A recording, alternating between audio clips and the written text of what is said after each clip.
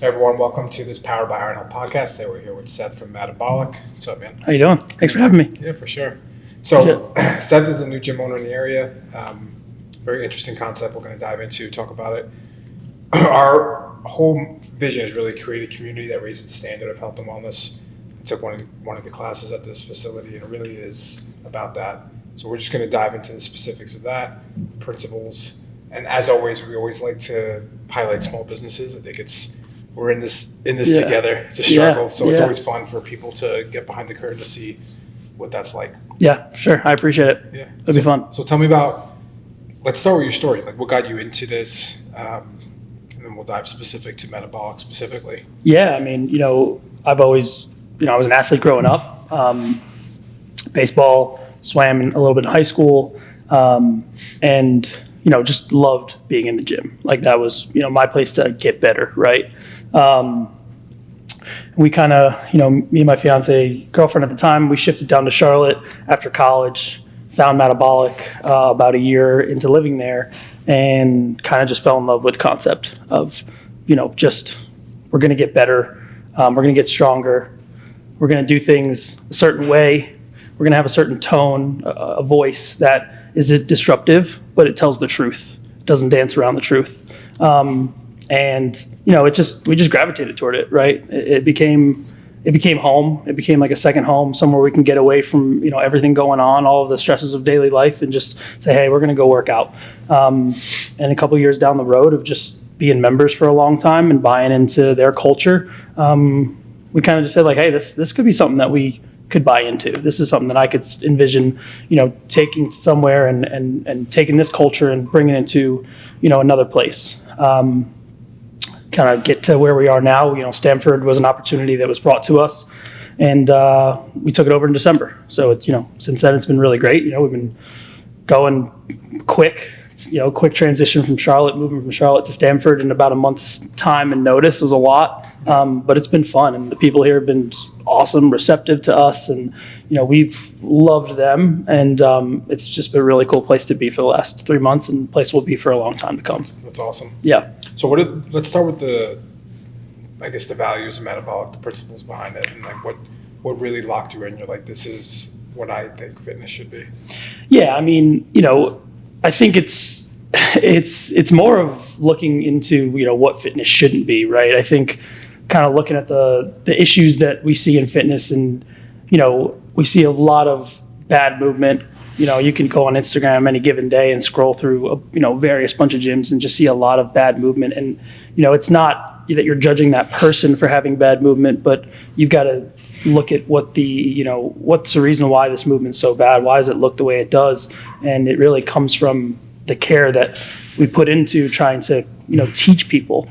At MADabolic, we want to teach people how to move correctly. In our minds, right? Like if I can teach someone to move a weight well, and they can feel confident in moving it, they're going to feel confident to pick up a heavier weight and move it. And over time, we can just progressively get stronger and feel more confident with the weight in our hands. And it seems to be the disconnect that we see a lot in other fitnesses, in other fitness franchises, in other gyms that we see.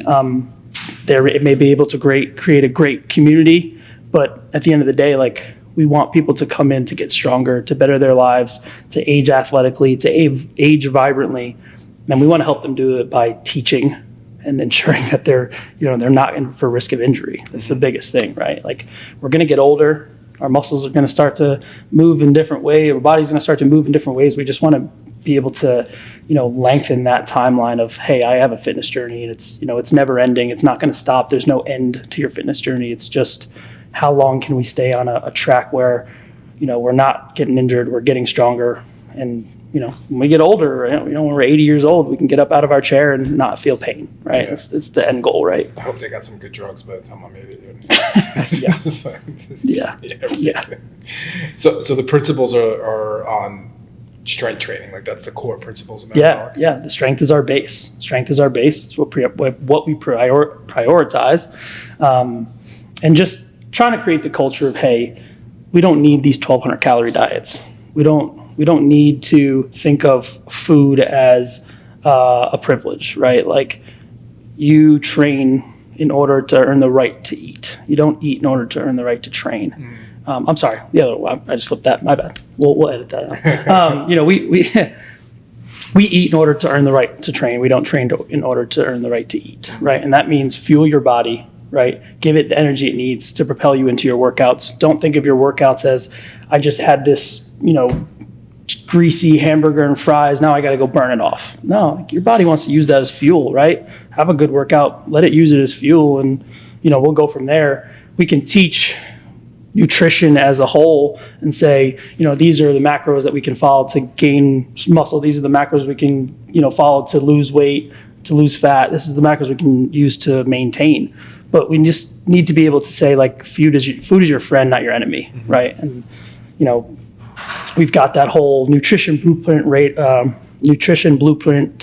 scoped out, and we want people to be able to have something where they can kind of lean back on with nutrition without saying, like, you have to cut everything out of your diet. You have to cut everything you enjoy out of your diet. And it all just ties together, right? It's the same thing with fitness. Like, there are some movements where we can cut out, your body doesn't work with it, same thing. Mm-hmm. So, for me, right, overhead just doesn't work for me as well. It's something I just, maybe hopefully not permanently have to cut out, but temporarily have to cut it out to fix it what I need to work on so I can get back to a point where I can do it. So do you guys actively incorporate some nutrition into, like, when someone's a member as well? So we have a nutrition blueprint for locations that have a nutritionist on staff. We can use them as a resource. We've used other nutritionists outside of our locations at other locations to kind of feed into our members. So we have that plan and that program for them. And we think it's important for them to know, right? Just to not follow the diet culture that's out there. There's there's just so much stuff you see out there that we just don't want people to be,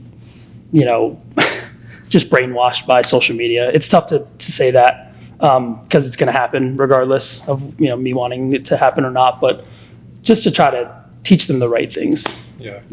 It's always the hardest thing, right? Because the right things, foundation-wise, like for exercise, strength is so important, but it's not really the most sexy thing, right? No, it's not. Yeah. It's not. I mean, so how do you get people to buy in, and or like for you being in Charlotte and saying, like, I want to do this? What was the fact that you were like, wow, this is really something special? Yeah, I mean, for one, it was the structure, right? The programming itself it speaks for itself, and a lot of people might not understand the programming, but it works, and they don't need to understand it. We don't need them to say, like, hey, you have to understand progressive overload. You have to understand, all these different complexities that we're adding on throughout the cycle that we're hitting. And we don't need them to understand that. It's going to speak for itself. If they want to know, we're happy to talk about it. But for me, understanding it was something that, I was able to understand it and say, like, this is exactly what it should look like from an athlete's perspective. Growing up being an athlete, going into gyms where, we were on programs for, a 24-week program, whatever it is, like, this is what it looked like. And that's what it should continue to look like.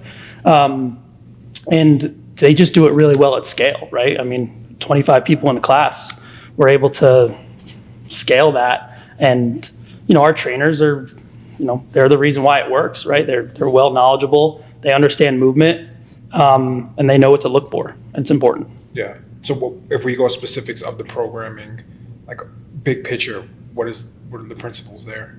Yeah, I mean, it's to take. So we're, if we look at our 52-week programming, we've got 4 cycles, 12 weeks each. At the end of that cycle, we've got a deload week and then a test out day. So, if we're looking at a 12-week cycle, we're looking at somewhere where we have a starting point. We might build on complexities throughout that 12-week cycle, but we're going to build in weight throughout that 12-week cycle too. And it's funny, we're at the end of our cycle this week, and we've had a couple of members say, like, man, that's really heavy.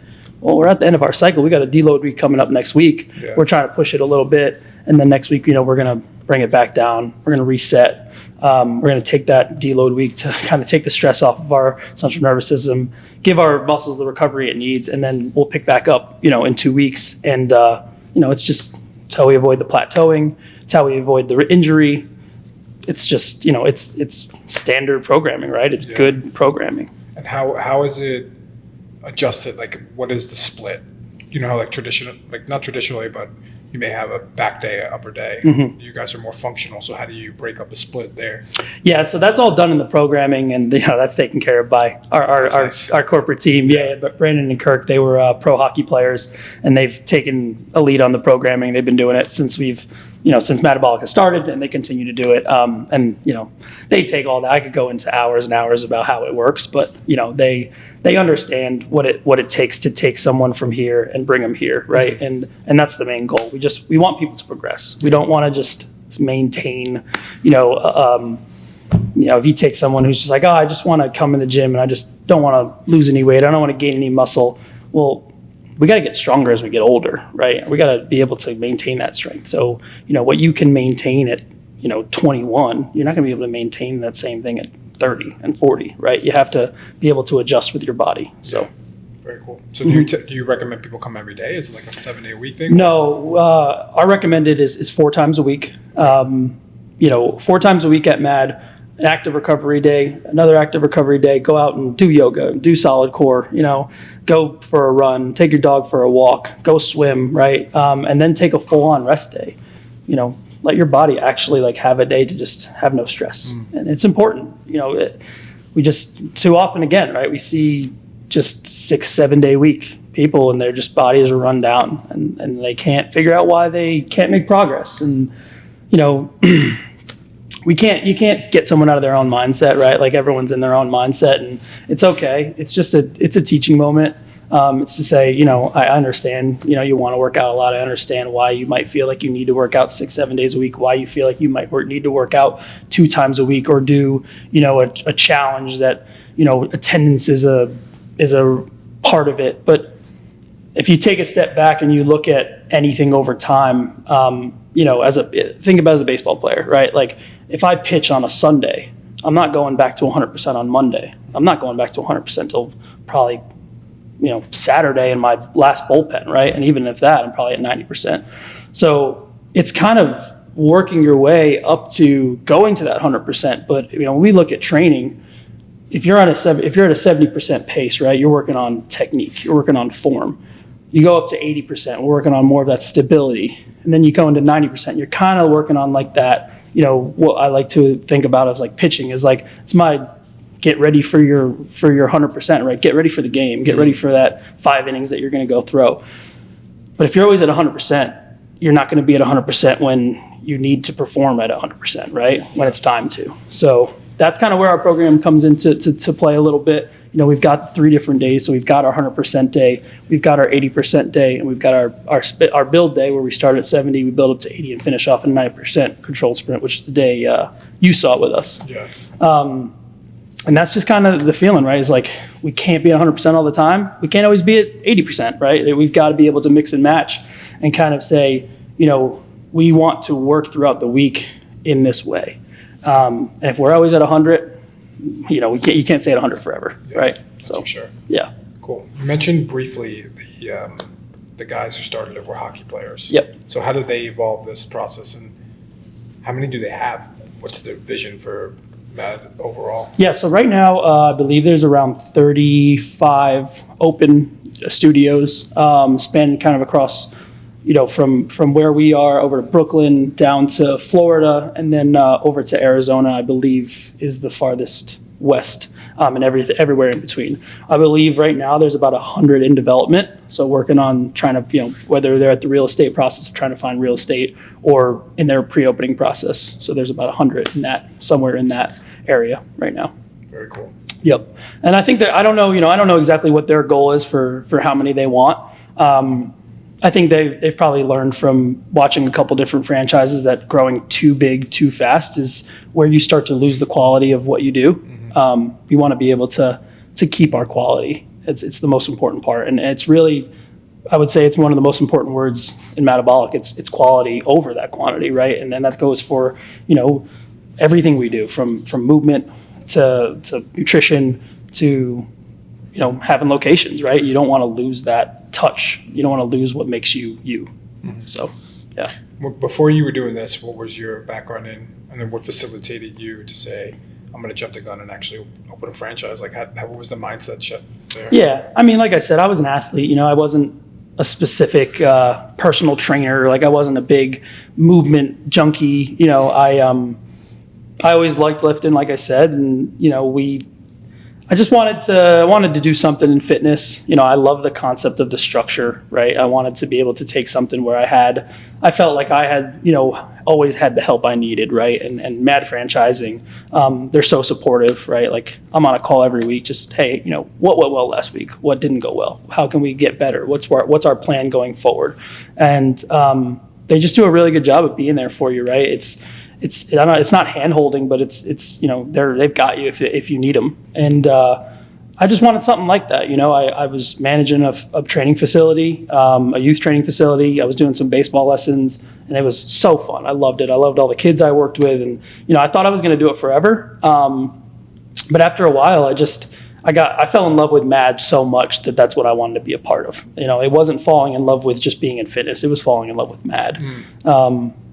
And I didn't see myself doing anything like that until I found MAD. So, you find the right thing and you just kind of roll with it, right? And we've learned a lot about just the idea of owning a gym and owning a small business, right? And I'm always learning. I said this morning to someone, like, I still don't know what I don't know, right? And I'm just always trying to learn. I want to be able to take, what I know and be able to dish it out to the people of where we are in Stamford. And it's just important for us it's important for me to really say, hey, this is a good thing.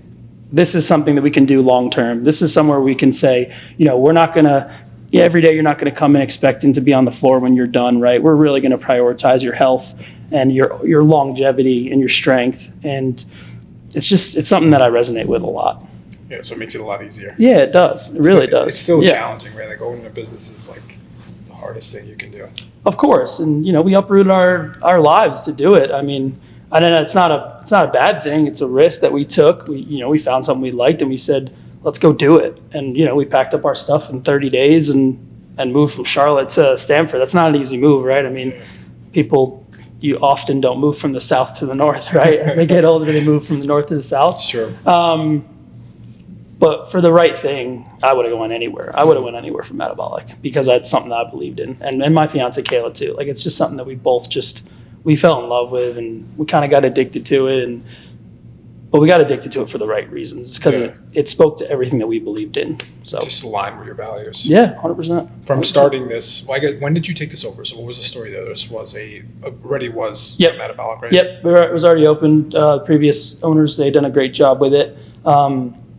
Now, family happens and, you have kids and so they looked for someone to take it and, we were a phone call away and we took as much time as we could, but we really just had, I would say, a 2-week window to decide, hey, is this something you want to do or is it not?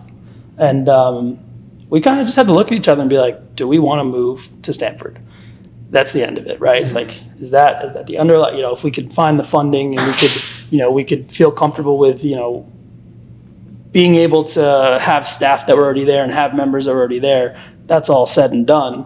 But are we okay with going from Charlotte to Stamford? And at the end of the day, we said, it's the right thing. We'll do it for the right thing. Yeah. So, she was lucky enough to transfer to a Lululemon here and, continue to do the same job she was doing. And, I now just manage and run the gym every day. And, I love doing it. I don't get sick of it. I don't think I ever will. So, yeah. It's always something new, too, when you're an owner, right? Always.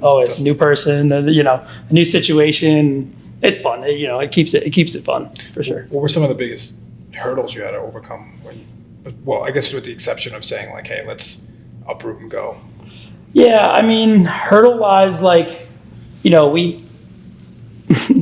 you come into a facility that's, had faces at the forefront for 2 years, and now all of a sudden they're gone and these 2 new people come in and you don't know what to expect, right? Like, we had a conversation about, like, are we going to go there and people are going to think we're a bunch of, like, assholes? Like, there's these 2 people coming in who, are they going to change everything and, do all these things that are going to drive us away? And, we worried about that being a storyline. Mm-hmm. And I think that the biggest thing that we did to ensure that those things didn't happen was just kind of be ourselves. Like, we're very outgoing, we're friendly, we enjoy talking to people. Like I could sit and talk for hours to someone about whatever it is they want to talk about. And we just had to be ourselves. Like we didn't need to say, all right, we're going to this new place. We need to set like a new us, right? We don't need to put on this, like, we don't need to put on this mask, right? Now that we're owners and we're new people, like, we're just going to be ourselves. And it worked for us. We have great relationships with members already. I hope they like us. I think they do, but they're great, right? Like it made it easier because the people that we came into were just the same people that were in Charlotte, right? That same mindset for fitness. They just want to long-term success, long-term progress. They don't look at fitness as a short-term, thing. And it was helpful when you get, wherever you go, if you get the amount of, you get a group of people with the same mindset in a room together, they're going to click. Yeah. And that's exactly what happened. That's a testament to the culture, right? Mm-hmm. So you guys have a full-blown culture of what people know, and it will repel people who aren't aligned, right? Yeah. And that's why there's so many gyms too. It doesn't matter. It's like we can find the right kind of tribe in essence. Yep. And we're not for everybody, right? Like we're unapologetic, we're gritty, we speak the truth. Yeah. And we sell what works, right? And we don't necessarily sell what sells, we sell what works. And sometimes we're a hard pill to swallow for sure. We come off, like I said, unapologetic. Like we're gonna tell it how it is. And I think that's just a respect thing.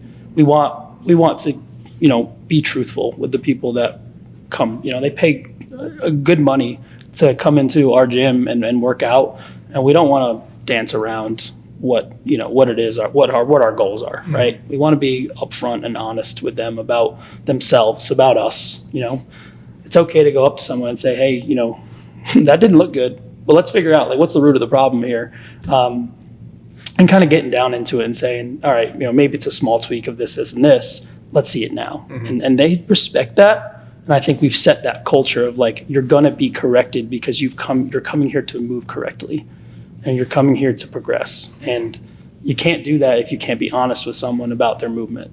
I mean, right? Yeah, like you're a PT. You've got to be honest with me about my shoulder just being tight here and here. And like, hey, you have limitations to what you can do. If you didn't tell me that, I would just take my ego, go into the gym and do things that are not good for my shoulder and get hurt. Yeah. Right. So it's the honesty that plays a big role in our success. I love that. Yeah. And it's also, like that goes hand in hand with the long term of being in the gym forever, right? Mm-hmm. If someone's coming in and just doing 1,000 burpees with shit form, they're just going to get hurt. Yeah. Yeah. I could repeat it over and over again, but we want people to understand like there's risk to lifting, right? There's risk. And you could either mitigate that risk one of two ways. You can say, we're going to grab a lighter weight and just always lift light, or let's work on your form. Let's perfect your movement and then get something heavy in your hand. And I think a lot of the time, a lot of people go with the first route, right? It's a low risk when you don't have that heavy of a weight in your hand. Yeah. But, if I can say, if my trainers can go up to people and say, hey, that doesn't look awesome. Let's fix this so we can continue to kind of lift that weight. At least now we're making progress and we're getting better and we're learning. And, our best trainers come from our memberships. Like we hire within. Yeah. Because they learn from us. We learn from MAD, right? We learn from the top and they learn from us. And, more often than not, our trainers are actually coming from our membership. That's really cool. Base, which is awesome because you don't have to reteach culture to anybody. Well, that's what happened with you. And now you own one, which is pretty wild, right? It's a whole I mean, I never looked at myself as a trainer when we were just starting out, but, you learn and you grow. And, I can learn some stuff outside of it along my way on my own, right? And that's how much I want to put into it. But for the most part, I've learned a lot from just the trainers I've had in Charlotte. And I mean, just caring about me as an individual and it being one-on-one attention within that group setting. I think that's something really cool that doesn't often happen in boutique fitness, right? It's group fitness, it's group strength. But you've got the microphone, you've got this and that. And like, I think for us, that one-on-one attention, like if if I can walk up to you and just kind of have our moment, right, and build a rapport and say, without anybody else having to listen to me talk to you and say, hey, this looks a little off, let's fix this. Like, me and you have that honesty, but we have a rapport and we have that moment together to kind of build trust. And I can say, all right, you've got it, go ahead. And I'll take a step back, and there's another person who needs that same thing. So I don't want to train someone specific to them while I'm speaking to the rest of the other 24 people, Makes sense. So For the franchise model, I'm always curious about how that works. Like, what are some of the positives and what are some of the downsides that or not even downsides, the hurdles or restrictions, let's say? I would say the positives are, like I said, the programming is laid out for us. It's not something that we have to individually make on our own, which is great. And we know that we trust it, right? That's a positive. I think kind of the branding is super cool. Like, Mad has its colors. It's got, that's a cool part of it, right? Like, you are a MADabolic franchise, and that's what we wanted, right? We wanted to be a MADabolic franchise. We didn't want to just be a gym. So that's really cool. You've got the nutrition part of it. You've got, all of the social media stuff that you can kind of push into your own markets that are coming from HQ. Like, those are all really cool things. They're helpful because, like, building social media stuff is hard, right? Like, it's 2 hours a day where you got to video and edit and do all this. So, like, that part's really cool too. We do some of that stuff on our own. For the majority, we take it from corporate. And then, kind of the things that we get to do on our own, like we get to, make it our own, or each location gets to do their own graffiti wall. So that's really cool. You get a local artist to come in and do that. That's cool. That's all cool stuff, right? And then you get the support. You get, the business development helping you out as you go. I have a call every Monday with business development saying, like I said, what went well, what can we do better, what do you need from me? That's all so helpful. Who is that with? That's with someone. Yeah, it's with our business development lead at MADabolic. So she's at corporate. Her name's Beth. I love her, but I talk to her every week, and sometimes it's just kind of talking through some situations, right? Like, I'm wanting to hire a new person. Maybe you're going through, not personally, maybe you're going through some staffing issues or HR stuff or membership stuff, and you just have that person to lean on and say, like, hey, I need help with this. And that's where the not knowing what I don't know comes in handy. So that's really good. The hurdles of it is, I wouldn't say it's hurdles. I don't really have challenges with the fact that it's franchise personally, and I haven't yet. It's laid out. Hey, this is what has to happen. Let's go execute. And I don't think that's a hurdle. I think that's helpful for me. Yeah. I haven't really run into anything that I haven't loved about it being in a franchise. And this is my first one. And I've had family who are part of franchises, and I've heard some of the things that they've had to deal with, but I haven't had any of those things yet. And maybe it just speaks to the fact that I'm in the right one, So Sure. It makes me feel good about it. You're in the culture. It's not like you came out of nowhere and said, I want to open this. It's like you already understand what the whole concept is about, which is really valuable. Yeah, for sure. That's awesome. What's your goals with this one? Do you want to continue to grow? Do you want to grow multiple? Always, right? Like, we're always looking to grow. Yeah. It's a disease. It's a growth disease. Yeah, we're always looking to grow. There's no number that's too big. We'd love to open a second one somewhere up here. We haven't really scoped that out yet. I've been focused super just intensely on this one. I want to put all my attention, all my energy, and everything I've got into Stamford and the community here. And once we get it to a really good place, start to look at some other opportunities within the region. There's a lot of great places up here to take fitness, and it might be hard to find the perfect one or the one that stands out, but that's the goal, is to for location number 2 to come within the next couple of years. I love it. Yeah. So you got a path laid out. It's Yeah. fantastic. Yeah. Any kind of closing thoughts before we wrap this up? No, I just want people to understand, like, you got to love where you work out. You've got to love where you can continue your fitness journey. It's the most important part, is, like, you got to love what you do, right? And like I said, we're not for everybody. We might be for you, but we're not for everybody. Find a place that you love, and find a place that, uses it's backed by science, right? All of their their programming and everything they talk about and all that stuff. And, don't believe everything you read on the internet, and don't watch these 10-minute HIIT workouts for, to propel your strength, right? Like, find a strength program, find people who know what they're talking about, find people who care about you as an individual, and don't look at you as a member on their membership number, right? Fitness is a long, never-ending journey, and it's just how long can we go for, right? And just continue to eat your food. Don't eat like a toddler. Lift your weight, do your stretching, drink your water. That's all I got, right? Just do things. Just follow science, not crap. That's all I got. Yeah. I checked the gym out, MADabolic. If you guys are in Stanford, awesome gym. The facility is sick, and the class was fantastic. So if you are in the area, check it out. Appreciate it. Yeah, thanks for watching. Yeah. Thanks. That's